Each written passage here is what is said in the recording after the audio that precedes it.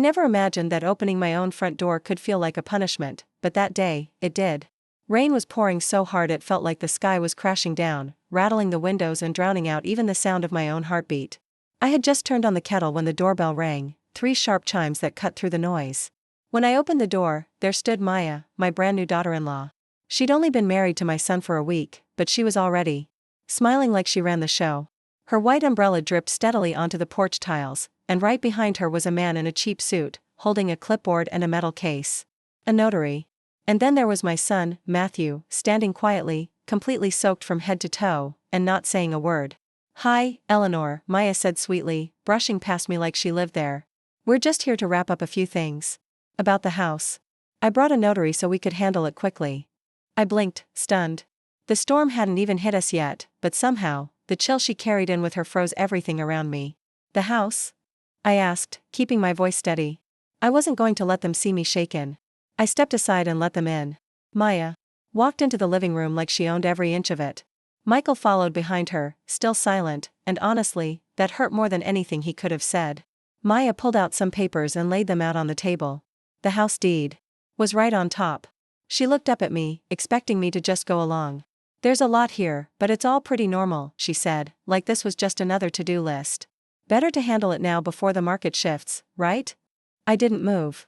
Didn't flinch. Didn't raise my voice.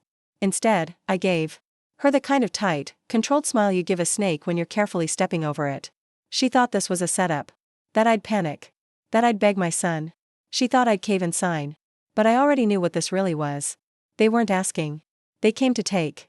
I slowly walked to the table and picked up the first paper. My hands didn't shake. I scanned it. Power of attorney. My name typed neatly over a fake signature. Someone had forged it, probably Maya, with help from some shady real estate agent. I looked at Michael. He stared at the floor. "I didn't sign this," I said softly. "And you both know it." Maya's smile faltered, just for a second. "Well, not yet, maybe. But this is just the beginning. We brought everything today to make things easier for you." She said it like she was doing me a favor. Like I should be grateful. Thunder cracked outside, loud and deep. I folded the papers and pushed them back toward her. Then I looked her straight in the eyes. "Is this why you married him?" I asked. "For this house?" Her mask slipped. Just for a moment.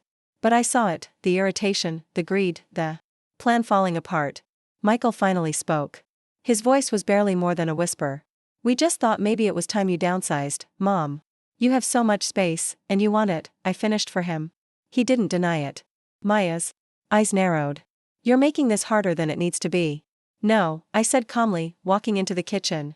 "I'm just not making it easy." And as they sat there, waiting for the heartbroken old woman they thought they could bulldoze, I took my time. I made tea.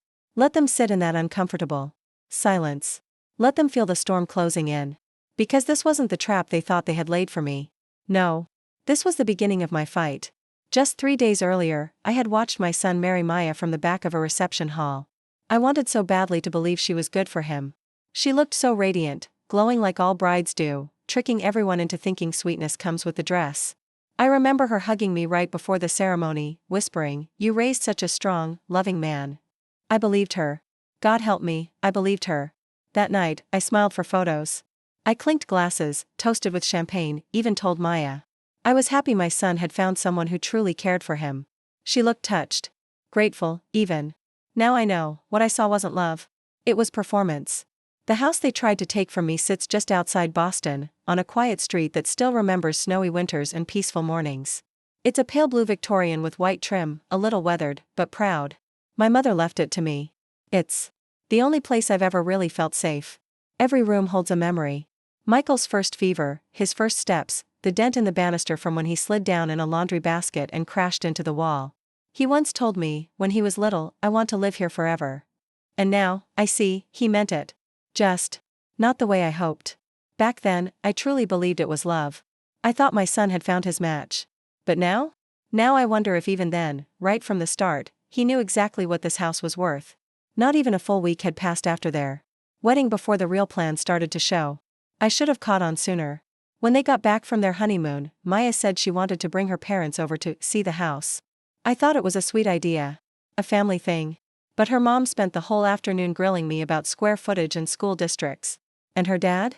He was snapping photos like a real estate agent. Still, I smiled. I cooked for them. I played the role of the gracious host. Because what else do you do when your own child invites wolves into your home and calls them family? It wasn't until the next morning, after they'd all left, that I finally let myself feel what had been quietly eating at me. This wasn't about building relationships. It was about taking something. My home, the one place that sheltered and protected us, had become a prize to win. But even then, I stayed calm. Not because I wasn't angry, but because I already knew where this was going. They didn't really know me. They thought I was soft. That I'd cling to memories and fall apart if pushed. They mistook my silence for agreement and my kindness for weakness. But they were wrong. This house doesn't belong to them. And it never will. The morning after the wedding, I walked past the guest room.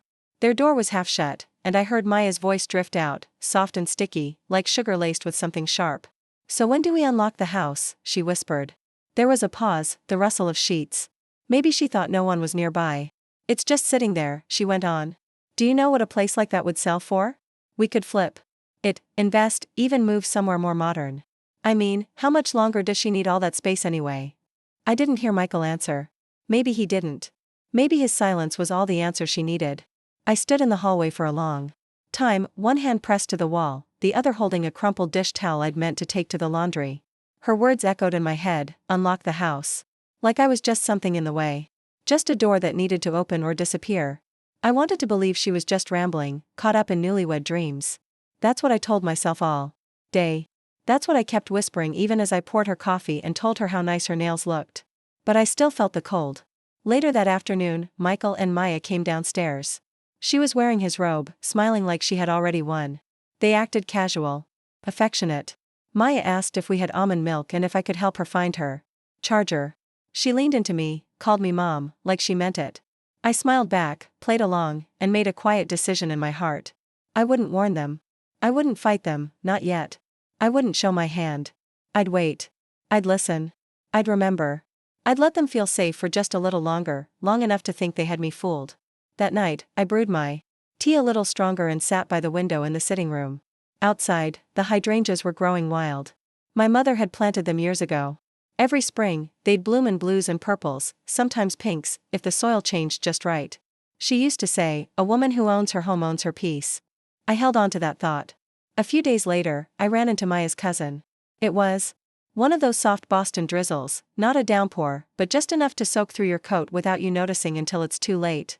I was at Whitman's grocery store, standing between the pears and the radishes, trying to remember if I had any butter left at home, when I heard someone call out, "Aunt Eleanor." I turned and saw her, Marissa, I think. Maya's cousin from her dad's side. The one with the flashy job in marketing and a little too much bronzer. She rushed over with her tote bag swinging off her shoulder. "Hey, oh my God, congratulations," she said. I smiled politely. "Thank you, dear." "For what?" She laughed, totally unaware. "On selling the house, of course." My hand tightened on the cart. "Excuse me?" She tilted her head, confused. "Maya said you were downsizing. Something about getting a great offer already? Everyone's been talking about how fast it all happened." I just stared at her. Marissa didn't seem to notice the silence, or maybe she thought I was just being humble. She patted my arm and said with a smile, "Well, I hope you're getting a place with an elevator this time. These old Victorians are beautiful, but brutal." I didn't respond. I didn't have to. I had all the confirmation I needed. They weren't just planning behind my back, they were already celebrating. But this story isn't ending the way they think it is. Not even close. "On the knees, right?" she said with a wink, like we were chatting about shoes instead of my life. Then she smiled, waved, and walked off toward the deli counter like she'd just paid me a compliment instead of blindsiding me. I left my cart right there in the middle of the aisle. My hands were shaking by the time I reached my car, but not from fear. Not even from heartbreak. I was shaking from pure, white-hot fury. Maya had already started talking about my house. Like it was hers. Like I had signed it over and just forgot to show up for the closing. I couldn't go home. Not right away. I just sat there in the parking lot, fingers locked tight around the steering wheel, staring at the fog on the windshield. And then, I picked up my phone and started making calls. I reached out to a friend from my bridge club. Her son works in local real estate. I gave him Maya's name and asked if she'd contacted anyone in his office. He called back within the hour. "Yes," he said. "She told us she has power of attorney for you. We already started pulling comps. A walkthrough is scheduled for next week." My blood ran cold. Power of attorney? She was forging legal documents now. That night, I climbed up to the guest room closet and pulled down the old cedar chest. Inside it was my mother's jewelry box, our family Bible, and an old manila folder with the original deed to the house. There it was, my name, Eleanor Hastings, printed clearly at the top. Sole owner. No cosigner. No loans. No legal permission granted to anyone, not even my son. I sat on the floor with that folder in my lap, the sound of thunder outside barely louder than the rush of blood in my ears. Talking behind my back was one thing. But walking into a real estate office and pretending to be me? That was criminal. That was fraud. And I wasn't going to let it slide. But I still didn't call Maya. I didn't confront Michael. I didn't storm over with demands. Not yet. Because now I had something more valuable than rage, I had proof. And I was going to let them walk right into their own trap. I didn't sleep that night. Not because I was scared, but because I had never felt more awake in my life. The next morning, I made an appointment with my attorney, Martha Kessler. She'd helped me settle my mother's estate 20 years ago, and I trusted her with everything. She's sharp, quiet, and doesn't flinch at family betrayal. By noon, we were sitting in her office while streaks of last night's storm still lined the sky. They're bluffing, she said, flipping through the deed and trust I'd brought in. If they really filed anything using power of attorney, that's fraud. Plain and simple. I nodded. What can we do now? She gave a tight smile. A lot. First, we updated my will. Then, we reviewed every single document tied to the house. I added a clause that said no one, not even family, could transfer anything without a judge's approval. Just in case they tried something slick. Again. On Martha's advice, I opened a private safe deposit box. It was time to get everything important out of the house: birth certificates, insurance policies, jewelry appraisals. All of it. Locked away. But it wasn't enough to block their moves. I needed to see them coming. So, I made one more call, something my friend Donna had suggested weeks ago when I first mentioned how Maya had been poking around. Talk to Ruben, she'd said. Used to be sheriff. Now he makes a living finding out what people hope stays buried. Ruben Myers ran his operation out of a dusty bait shop. He wore a fishing vest, carried a flip phone, and had eyes like a hawk. When he looked at you, he saw. I need to know what they're planning, I told him. Not guesses. I want details. Meetings. Names. Anything she's done tied to this house, without my permission. He didn't blink. Just wrote something down on a yellow legal pad. You want it quiet or traceable? He asked. Quiet, I said. Very. He nodded. You'll hear from me in a week. That afternoon, I drove to the bank and opened the deposit box. My name only. I placed the deed, the will, insurance files, and an empty flash drive inside, waiting for whatever Ruben found. I also moved the spare keys into a hidden drawer in my sewing cabinet. And I made one small, final change. I took down the family photo that hung in the living room, the one of Matthew and me in front of the porch swing, both smiling like nothing could touch us. I replaced it with a mirror. The next day, I returned to the bank and slipped everything I'd gathered into that steel box. I watched the door click shut, solid and final, like armor snapping into place. I even added the old family photos, the ones Maya had once begged to digitize for the wedding slideshow. I didn't trust her with even a copy. When I came home, the house was empty. Quiet. But I didn't feel alone. I felt ready. The house still felt like mine, and for the first time in weeks, I believed it would stay that way. I stood quietly at the bottom of the stairs, looking up, and memories flooded in. I remembered carrying Michael up those steps when he had the flu, the late nights I waited at the top for him to sneak in after parties, and how I always left the porch light on, even after he moved out, just in case he came back. But that light had been off for days now. I didn't feel sad exactly, just clear. They didn't really want me around. They wanted what this house meant to me. That night, I changed the locks. Maya and Michael still had keys from when they stayed over. During their wedding week, and after everything I'd learned recently, that didn't sit right with me anymore. I didn't feel safe knowing they could walk in whenever they wanted. So, I called an old neighborhood friend who worked as a locksmith. He came by after dinner, no questions asked. Just got to work, replaced every lock, and handed me a fresh set of keys. Anyone bothering you, Eleanor? He asked with a half smile. Not yet, I said, but I like to stay ahead. He chuckled, smart woman. I didn't tell anyone, not Maya, not Michael. I figured I'd let them find out on their own, next time they tried to waltz in with fake smiles and legal papers in hand. Let them rattle the doorknob and realize the door doesn't open for them anymore. Later that night, I sat at the kitchen table with a warm mug of tea between my hands.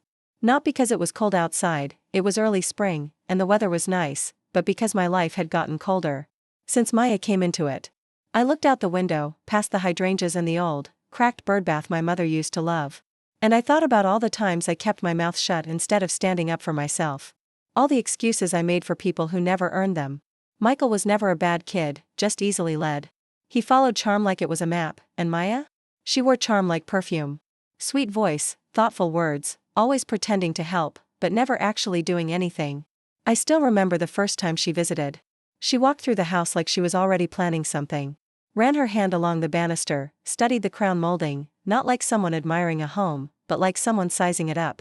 Back then, I thought she was just curious. Maybe impressed. But now I know better. She wasn't seeing my home, she was seeing her opportunity. The thing that hurt the most wasn't even that Maya tried to take what didn't belong to her. It was how easily Michael let her. And it reminded me of another betrayal, years ago. After my husband died, my brother offered to help with our family property. Said he'd just put his name on a few things, temporarily. By the time I realized what he was doing, half the land was gone. Sold out from under me. I never got it back. And I never forgave myself for not seeing it sooner. That kind of betrayal sticks with you. It has a sound, a feeling. I heard it again in Maya's carefully chosen words and saw it in Michael's downcast eyes. I thought I'd left all that behind, but betrayal doesn't vanish. It just changes names. Only this time, I wasn't young. I wasn't naive.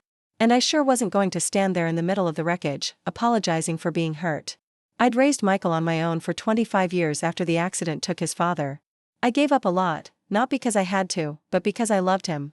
A deep, stubborn love that believed if you just held on long enough, things would turn out okay. But even love has limits. The next morning, I drove out to Waltham. The trees along the Charles River were just starting to bloom, shaking in the breeze like they were waking up. I wasn't there for the view. I parked a few blocks away from an old brownstone and walked up to a door with a tarnished brass plaque that read, Judge Harold Bowman, retired. He opened the door before I could even knock. Well, look who the wind dragged in, he said with a tired smile. Harold had been my brother's best friend in college. He was sharp, all bones and careful words. Spent 30 years as a judge before retiring. These days, he mostly gave free advice to anyone smart enough to ask. We sat out on his back porch, sipping bitter coffee from old, chipped mugs while the wood creaked beneath our chairs. I told him everything, slowly, watching his face the way I used to watch Michael's when I wasn't sure he was telling me the truth. When I finished, Harold didn't jump in with empty sympathy. He just leaned back in his chair and said, "You've already done more than most." "I don't want them touching this house, Hal," I said. "Not now, not ever, not even after I'm gone." He nodded, serious. "Then we'll update your will. But we'll need more than that. You'll want to set up a trust. Actually, two. One for the house, and one for your money." I raised an eyebrow. "You think I've got money they don't know about?" For the first time that morning, I smiled. "Plenty," I said. He chuckled. "Good. Then here's what we'll do. One trust for the property, to keep it safe from anyone who tries to take it. Another for the rest of your estate. You'll also need to name someone new to inherit it. All." I paused for a moment. "I already know who." He didn't ask. Harold never pushed. Just gave a quiet nod and pulled a notepad from the drawer. His handwriting was still sharp and neat, just like his mind. By the time I left, everything was in motion. A living trust for the house, safe from court fights or greedy hands. A separate trust for the money, with a new heir. Someone Michael and Maya couldn't touch. And if either of them tried to fight it, they'd lose everything. I even signed a sealed letter that wouldn't be opened until after I died. That night, I changed all my passwords. I shredded old documents. I even burned a few letters, ones I had held onto out of guilt, not love. Then I pulled a thick manila envelope from the back of my closet. In big black letters, I wrote a name on the front, Lena. My niece. My sister's daughter. She lived far away now, teaching at a public school. She was the only one who ever called just to ask how I was sleeping. She didn't know it yet, but she was going to inherit more than just a house. She was going to get peace, and one day, she'd understand why that mattered so much. Later that afternoon, Michael showed up alone. I saw him through the living room window before he even knocked. He stood there on the porch, shifting his weight like a nervous kid. I opened the door but didn't invite him in. "Hey, Mom," he said softly. I stepped back, and he came inside, looking around like everything felt different, like the house had changed while he wasn't paying attention. He didn't sit down. "Maya thinks it's time," he started. "This house is too big for you. It's just a lot to take care of by yourself." I said nothing. He kept going. "We found this really nice retirement condo. It's got everything: staff, doctors, activities. It's actually beautiful. Maya even offered to help you move. She said she'd decorate the new place. I smiled at that. He mistook it for agreement. Then he said the part that stung. If you're not open to this, we may need to rethink things. It's hard for Maya to feel settled knowing this house is still in limbo. In limbo? I repeated, slowly. He hesitated. She just wants us to move forward, to build something, without this house, or this tension. I looked him straight in the eye. So, if I stay here, you'll cut me off? He looked away. It's not like that, say it. But he didn't. He didn't have to. I'd never seen him like that, so unsure, so scripted. His words didn't feel like his own. They sounded like something Maya had rehearsed for him. Maybe even written down. She was always good with details. I wanted to yell. I wanted to shake him and ask if he remembered who carried him through pneumonia, who worked double shifts after his father died to pay this very mortgage, who sewed his Halloween costumes because he hated store-bought ones. But I didn't. I stayed calm. I'm not moving, Michael, I said quietly. He sighed. Why not? What are you even holding on to? History, I said. You call it sentimental. I call it earned. He stared at me like I was speaking another language. I'm not your burden, I said. You don't get to decide when I disappear. He tried one last time. I just don't want us to lose touch. You already have. His mouth opened like he wanted to say something, but nothing came out. For a second, I saw it. The flicker of guilt. A glimpse of the boy I raised. But it faded. He didn't hug me goodbye. He didn't even say thanks. I didn't offer tea. He just walked out, and I locked the door behind him. Not just closed it, locked it. Slid the deadbolt into place. He wasn't just my son anymore. He had become Maya's teammate.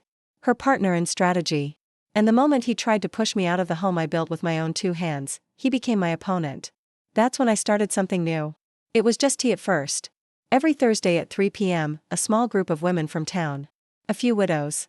2 retired teachers who now ran the book sale at the library. At first, we just drank tea, talked about sore knees and we used to just talk about tea and groceries, like which store had the good strawberries that week. But word travels fast in a small town, and by the second Thursday meetup, things got deeper. Don't leave anything unfiled, one woman whispered. Not even your piano. My sister's kids fought over her piano for 2 years. Another woman leaned in. Add a clause against emotional manipulation. My niece tried to say I was senile just to speed up the trust payout. Nobody had to explain. I understood. We were all survivors, each of us blindsided by someone we once loved, fighting over what was supposed to be a peaceful ending. They called it aging. I called it slow theft. So, I started showing up with a notepad. I asked questions. Careful ones. What exact words did you use in your trust to protect against greedy family? How did you stop someone from questioning your mental state? Which lawyer actually listened when you said you were cutting your kids out of your will? These women, most with cat pins on their jackets and comfortable shoes, became my secret team. We swapped legal phrases the way others swap cookie recipes. Talked about co-executors, airtight clauses, video recordings. They weren't just sipping tea, they were building walls out of lemon scones and broken memories. One of them, Judith, handed me a manila envelope tied with red string. It's what I gave my lawyer, she said. This clause about banning anyone from stepping foot on the property again, it might help you. Another woman, Shirley, chimed in with her favorite trick. Add a money clause. If anyone tries to touch anything early, bank accounts, belongings, they lose everything. Even the life insurance. Make it so cold, they get frostbite just thinking about it. I liked Shirley. At home, I updated everything. Reorganized my files. Gave each folder a label. Made 3 copies, one for the safe deposit box, one for the safe in my hallway, and one I tucked into Donna's freezer. She laughed when I handed it to her. If anything happens to me, I told her, just pull out the fish sticks. She tapped the lid and said, frozen back up. Got it. That weekend, my niece Claire dropped by, like she did every month. She's still in nursing school, still wears the cardigan I knitted her years ago. She helped me pack away winter quilts. And while we were at it, I gently showed her where I kept all the important papers. Just in case, I said. She didn't ask questions. Just nodded and ran her fingers across the edge of the folder. She had the same calm, steady touch I remembered from my own mother. These weren't grand, dramatic moves. They were quiet, careful ones. Little clicks of the lock. Because if there's one thing I've learned, it's this: people don't steal your life in courtrooms. They do it in kitchens. With soft smiles. With long silences that say, let go. Be grateful. But I wasn't letting go. And I wasn't going to scream either. A few days later, my private investigator, Ruben, called me late at night. "I've got something you'll want to hear," he said. We met behind the old bait shop.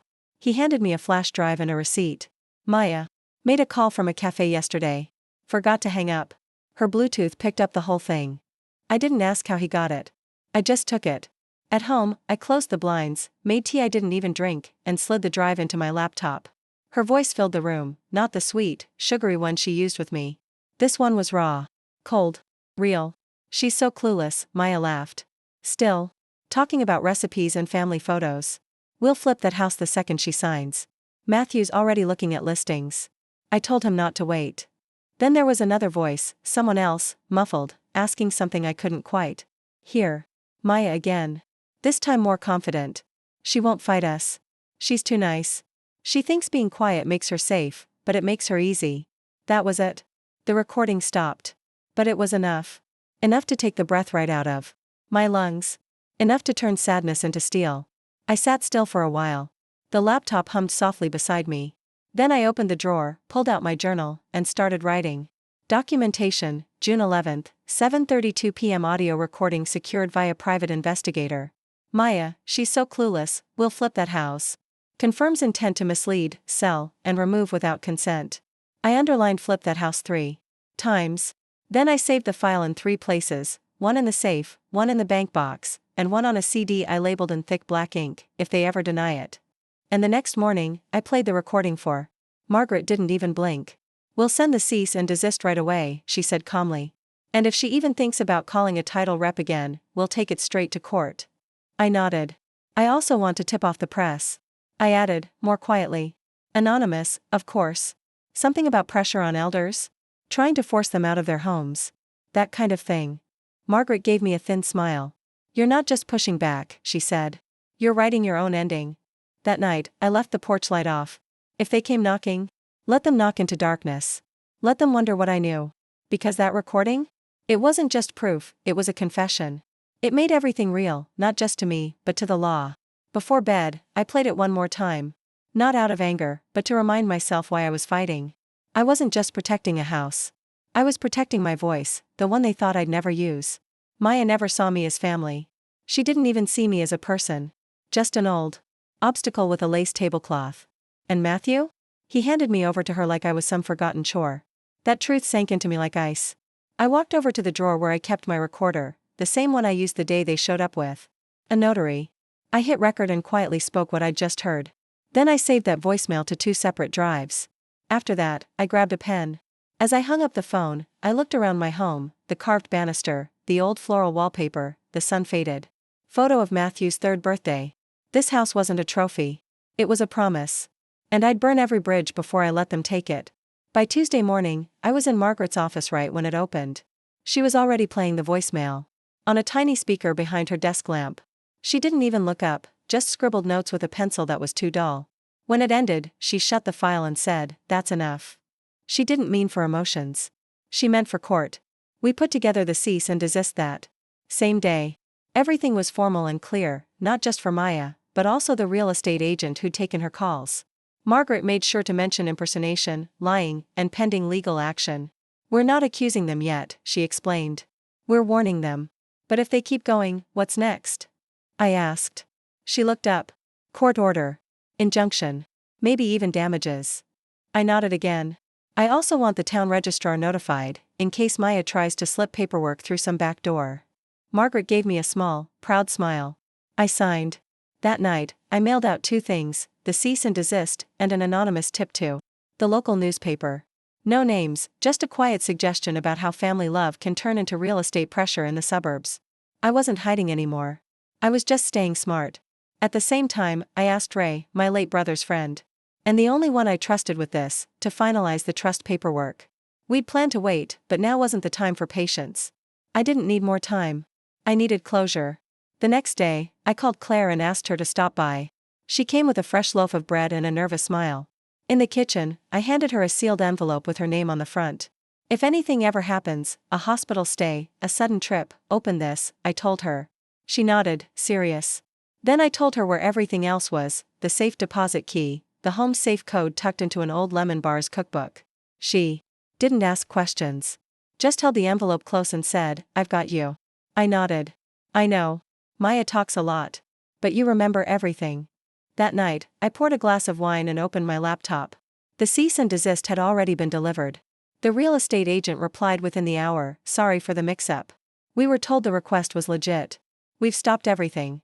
One down. The local paper didn't respond, maybe they wouldn't. That was fine. Because next time Matthew and Maya showed up, they wouldn't be bringing a notary. They'd meet a sheriff and a court order. And the woman they thought would stay quiet? She'd be standing her ground. That night, I left the lights on, just in case they drove by. And when they did come back, it was on a Thursday. Same notary. Same smug look on Maya's face. But everything else? About to change.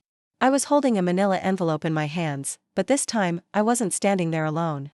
Just behind me, in the foyer, was Deputy Hartman from the county sheriff's office, tall, quiet, polite, and wearing the badge I'd requested through the proper legal channels. I didn't open the screen door right away. I let Maya start talking from the other side. "We've got all the paperwork ready," she said cheerfully, like she was doing me a favor. "Figured we'd just get it done, nice and smooth, no surprises. We even brought a new pen." Matthew was standing behind her, stiff and silent, staring down at his shoes.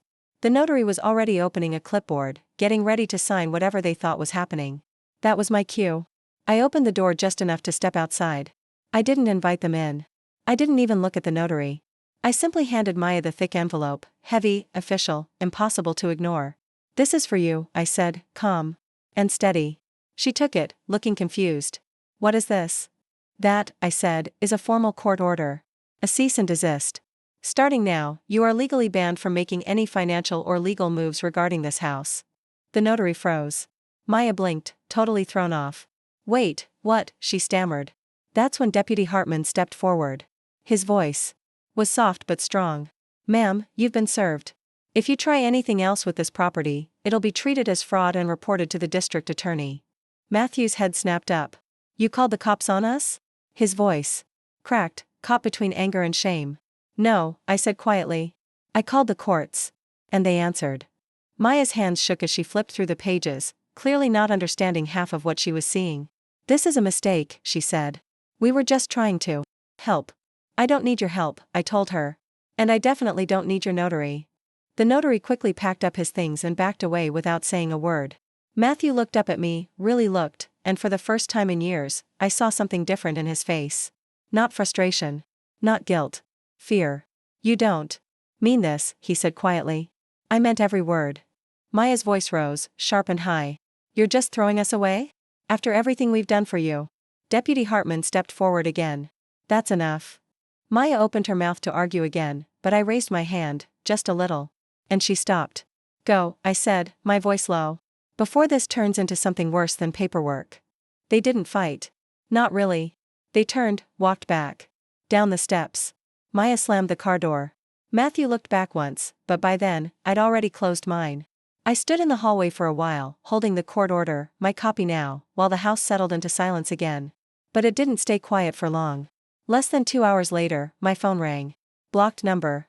I didn't answer. Then came the banging, not knocking, loud, angry pounding on the door. This time, I opened it slowly, the chain still latched. It was Matthew. Alone.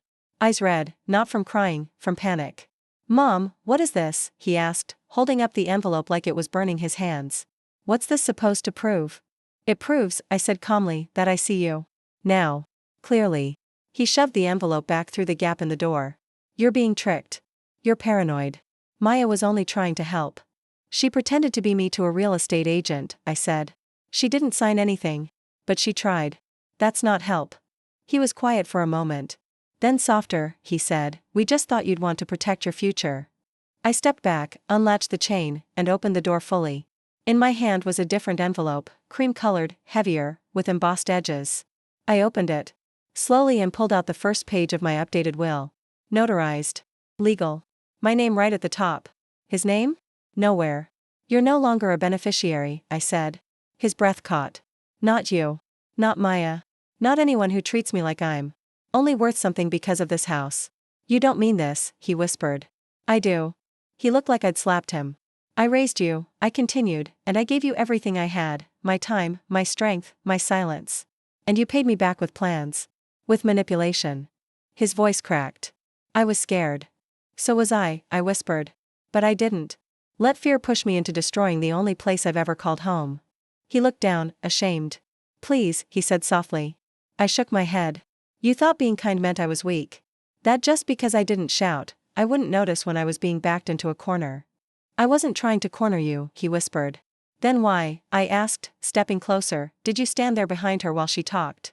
About taking me out of my own house? He had no answer. I handed him the will. This is the new truth, I said. You don't inherit this house. You don't inherit anything. You'll inherit what you earned, I said quietly. And what you earned is absence. He didn't say a word. Not even when Maya showed up behind him halfway down the walkway, shouting, she's bluffing. She won't actually do it. I looked at her once, just once, then raised my voice loud enough for the whole street to hear. This house is no longer in my name. She stopped cold. Matthew whipped his head around to look at me. What? I gave him a small, steady smile. It belongs to a historical preservation trust now. Protected. Filed. Permanent. No selling. No inheritance. No access. Ever. Maya's face twisted like she'd bitten into something sour. Matthew looked at me like the air had left his lungs. You gave it away? No, I said, soft but certain. I saved it. Then I closed the door. Locked it. And let them scream at the wood. The next morning, Matthew came back. Alone this time. No shouting, no notary, no Maya. Just him, a tired man who looked like he hadn't slept at all. I saw him through the window.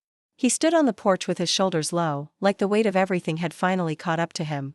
When he knocked, it was soft, the kind of knock you make when you're not sure you'll be welcomed. I opened the door. He didn't try to step inside. He just looked at me, eyes red and heavy.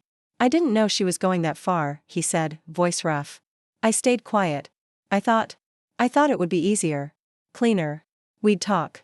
You into it. Help you downsize. Make the money work for us. I raised an eyebrow. Us? He looked away. I was scared, he admitted. Scared of the debt, of being stuck in a life I didn't plan. And you thought I'd just hand over mine? I asked. He shook his head slowly. No. I just thought, you wouldn't fight. That stopped me for a second. Because he was right. For a long time, I hadn't fought. Not when his father left me with debt in my name. Not when the bills piled up and I took extra shifts while Matthew slept soundly upstairs. Not even when Maya started poking around the house, smiling. Too wide and asking too much about square footage. I'd stayed quiet. Until I didn't. He wiped his face with the back of his hand. She's gone, he said. Packed her things. Went to her sister's. Said I messed everything up. That you were supposed to be the easy part. I stared at him. She loved my money more than she loved you. He flinched. I know, he said. And I let her. He finally looked me in the eyes. I did. I waited too long. I'm sorry. I nodded once. You only miss me now that I said no. He opened his mouth to respond, but nothing came out. I stepped outside and pulled the door shut behind me, careful not to let him see my fingers trembling. You're my son, Matthew. That will always be true. But I raised you to be better than this. And if you want to be that man again, do it without expecting a reward. He nodded slowly. I'm not angry, I said. I'm free. He didn't ask to come inside. He didn't ask for the house. He just stepped off the porch and walked to his car, his shoulders a little lower than when he'd arrived. I watched until he disappeared down the road. Then I turned, walked inside, and locked the door, not out of fear, but with a peace that didn't come from winning, but from letting go. Because love without respect isn't really love at all. It's just a transaction, waiting to expire. And mine finally did.